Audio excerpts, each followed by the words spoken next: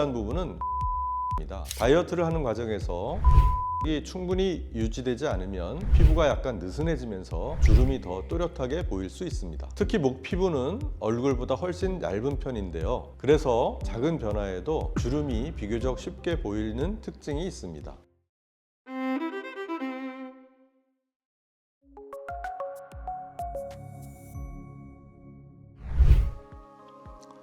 세상의 모든 주름이 쫙 펴지는 그날까지 여러분의 주름 마스터 연세다인 성형외과 김균태 원장입니다. 다이어트를 해서 체중도 빠지고 얼굴 라인도 달라졌는데 막상 얼굴을 보면 목주름은 그대로라서 당황했던 경험 있으신가요? 오히려 목만 보면 주름이 더 또렷하게 보이는 느낌 때문에 고민이 시작되는 경우도 많죠. 실제로 상담을 하다 보면 살을 빼면 목주름도 옅어지는 줄 알았어요, 이렇게 말씀하시는 분들도 꽤 있습니다. 하지만 체중이 줄었다고 해서 목주름이 같이 줄어들지는 않습니다. 특히 오늘 이야기할 튜브형 목주름 같은 경우에는 단순히 살이 많아서 생기는 문제가 아니라 목 피부 상태와 근육의 움직임 그리고 목 구조가 함께 영향을 주면서 나타나는 경우가 많습니다. 그래서 오늘 영상에서는 다이어트를 했는데도 왜 목주름은 그대로 남는지, 튜브형 목주름은 어떤 특징을 가지고 있는지, 그리고 생활 습관이 목주름에 어떤 영향을 줄 수 있는지까지 설명드리겠습니다. 먼저 튜브형 목주름이 무엇인지부터 이야기를 해보겠습니다. 목주름이라고 하면 대부분 가로로 생기는 주름을 먼저 떠올립니다. 고개를 숙였을 때 접히는 가로주름이 가장 흔하기 때문인데요. 하지만 목주름 형태는 생각보다 다양합니다. 대표적으로는 가로로 접히는 가로 목주름, 세로로 도드라져 보이는 세로 목주름, 그리고 목 근육 라인이 더 뚜렷하게 보이는 튜브형 목주름, 이렇게 몇 가지 형태로 나눠볼 수 있습니다. 특히 오늘 이야기의 주제인 튜브형 목주름 목 앞쪽이 둥글게 말린 것처럼 보이기 때문에 가로주름이 더 깊게 자리 잡는 형태를 말합니다. 겉으로 보면 목이 통통하게 보이거나 목살이 접혀 있는 것처럼 보이기도 합니다. 그래서 많은 분들이 목에 지방이 많아서 그런 건가요? 이렇게 생각하시죠. 하지만 실제로는 단순히 지방이 많아서 생기는 문제가 아니라 목 구조와 주름 밴드가 함께 영향을 주면서 나타나는 경우가 많습니다. 특히 선천적으로 목에 지방이 많은 경우에는 목 앞쪽에 두툼해 보이면서 목주름이 더 강하게 보일 수 있습니다. 또 지방이 일정한 층으로 분포하지 않고 주름 사이에 끼어 있는 형태가 되면 주름이 더 깊게 고정되어 보이기도 합니다. 그래서 이런 경우 단순히 피부 관리나 시술만으로는 목주름이 충분히 개선되지 않는 경우도 있습니다. 이처럼 튜브형 목주름은 단순히 피부 표면의 문제라기보다 목 지방과 주름 구조가 함께 작용하면서 나타나는 형태라고 볼 수 있죠. 그래서 목주름을 볼 때 주름의 깊이만 보는 것이 아니라 목의 지방 구조와 주름 밴드 상태까지 함께 확인하는 것이 중요합니다.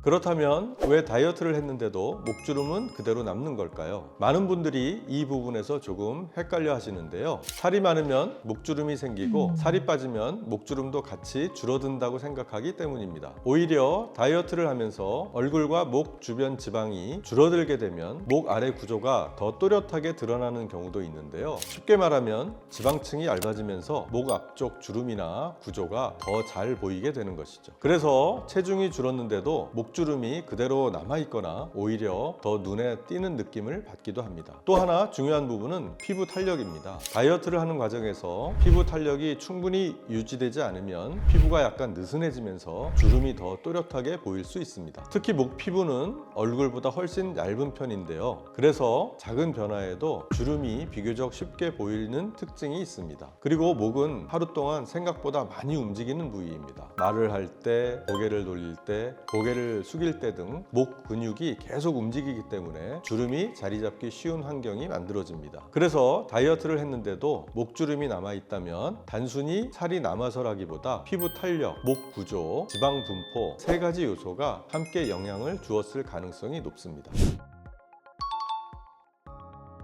그렇다면 이런 튜브형 목주름은 어떻게 접근하는 것이 좋을까요? 가장 기억하셔야 할 점은 목주름은 얼굴 주름과 달리 조금 다른 특징을 가지고 있다는 것입니다. 얼굴은 지방층이 비교적 두껍고 피부 탄력도 어느 정도 유지되는 경우가 많지만 목은 피부가 얇고 움직임이 많은 부위입니다. 그래서 주름이 한번 자리 잡으면 생각보다 쉽게 사라지지 않는 경우도 많습니다. 특히 튜브형 목주름처럼 목이 두툼하게 보이면서 주름이 깊게 고정 고정된 형태라면 단순한 피부 관리만으로는 변화가 제한적인 경우도 있죠. 이럴 때는 목의 지방 상태와 주름이 형성된 위치를 함께 확인하면서 현재 상태에 맞는 접근 방식을 선택하는 것이 중요합니다. 예를 들어 목 피부 탄력이 떨어진 경우에는 탄력 개선 중심의 관리가 도움이 될 수 있고, 목 지방이 두툼한 경우에는 지방 구조를 함께 고려한 접근이 필요할 수 있습니다. 또 한 가지 중요한 점은 목은 평소 습관의 영향을 많이 받는 부위라는 것입니다. 요즘처럼 스마트폰을 오래 사용하는 환경에서는 고개를 숙이는 시간이 길어지면서 목주름이 더 빨리 잡히는 경우도 있습니다. 그래서 평소에 고개를 너무 오래 숙이지 않도록 자세를 조금만 신경 쓰는 것만으로도 목주름 진행 속도를 늦추는 데 도움이 될 수 있습니다. 또 목 피부도 얼굴처럼 보습과 탄력 관리를 꾸준히 해주는 것이 좋습니다. 이처럼 목주름은 단순히 한 가지 원인으로 생기는 것이 아니라 여러 요소가 함께 영향을 주기 때문에 현재 목 상태에 맞는 관리 방향을 찾는 것이 중요할 수 있습니다.